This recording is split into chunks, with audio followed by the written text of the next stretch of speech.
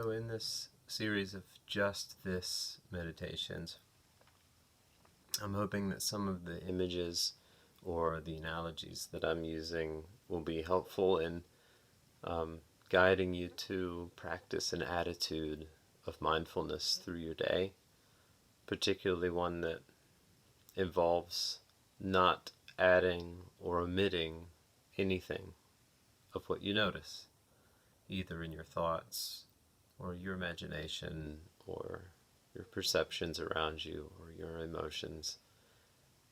The idea of these practices is to allow you to be able to completely experience all that you notice, but in a way that allows you not to be hung up in it, a way that doesn't make you caught up or carried away in distress, fighting your experience.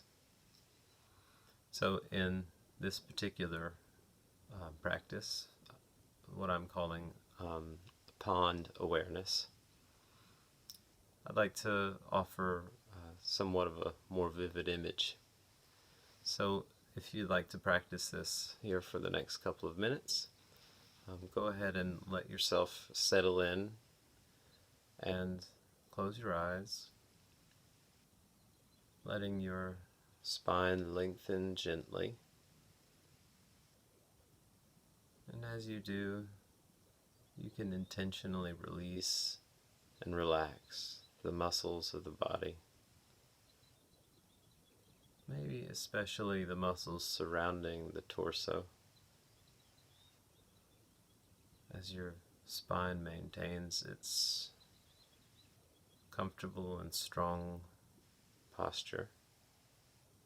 Your stomach may feel released and settled, softening the muscles and allowing the air that you breathe in and out to move effortlessly and smoothly.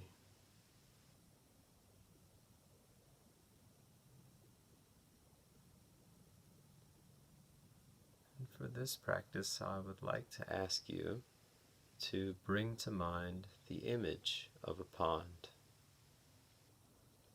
It could be a pond that you know, or one that you're making up in your mind right now.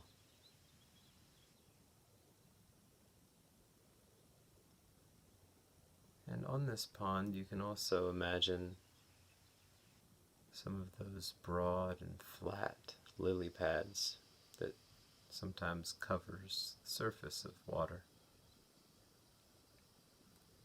And on one of these lily pads, you can also imagine there sits a frog. And as you focus on staying with this frog, you can notice that it's a very bright and hot day. And the sounds of the world that this frog hears around him is very noisy. Planes overhead, cars swooshing by, children playing loudly, adults fighting or arguing by the pond. And this particular frog is very laid back, and although he doesn't mind too much all of that noise around him, he decides he's heard enough, and with a gentle plop of the water lets himself enter into the pond and allows his little body to be gently pulled down, allowing himself to be sinking and settled, passing in this water busyness of fish darting this way and that way, noticing the long outstretched arms of underwater plants. And as he sinks deeper and deeper into the comfortable depth of the pond. He notices that the bottom of the pond is growing near, and that's fine with him. As he watches beneath himself, all of the sights and sounds of the world growing more and more faint, he notices the ground coming up slowly, and finally noticing himself landing gently at the very bottom of the pond. Now where he finds himself is at first very muddy and clouded and unclear, as the presence of his little body has stirred up silt and sediment and sand.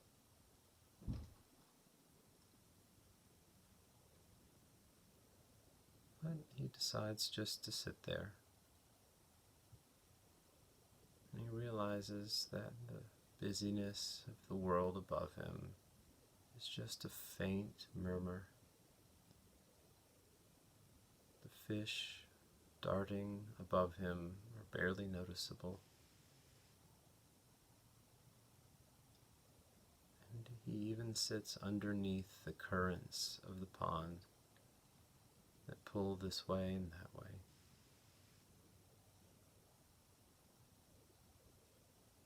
As he's noticing these things, he also realizes that the muddy sediment is beginning to settle.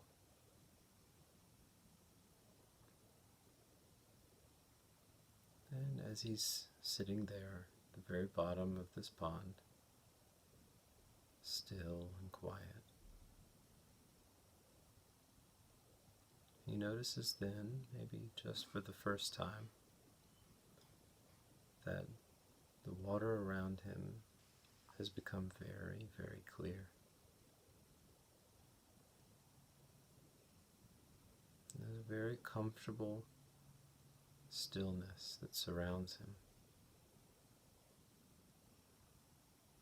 He notices hardly anything at all besides this dark, clear clarity. And maybe just the subtle beating of his own heart.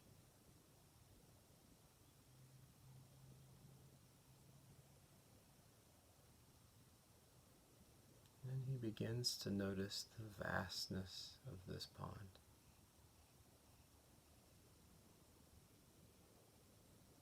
Sensing the quiet stillness that immediately surrounds him as being somehow expansive and vast.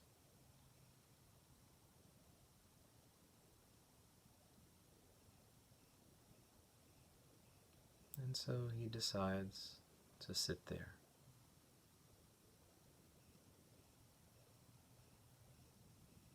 to match its stillness.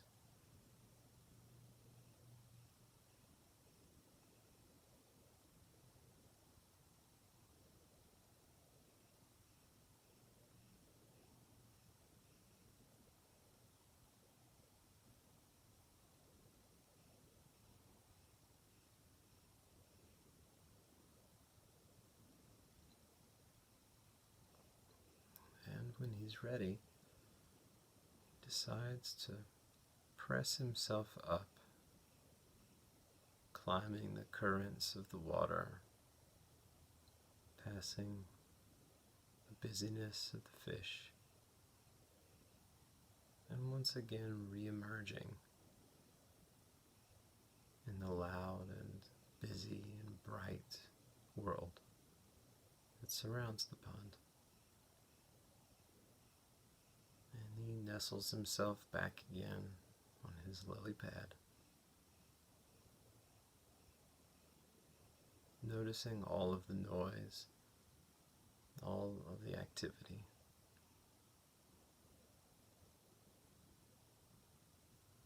But he realizes that he doesn't mind it all that much, as he has seems to bring with him some bit of that stillness and quiet.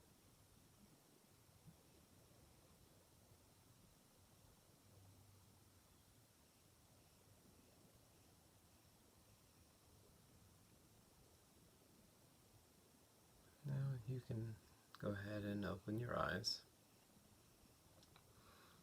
And if you felt that that image was somehow helpful to you, you can continue to experiment with it as a formal meditation practice, or you can use it to reorient yourself throughout the day.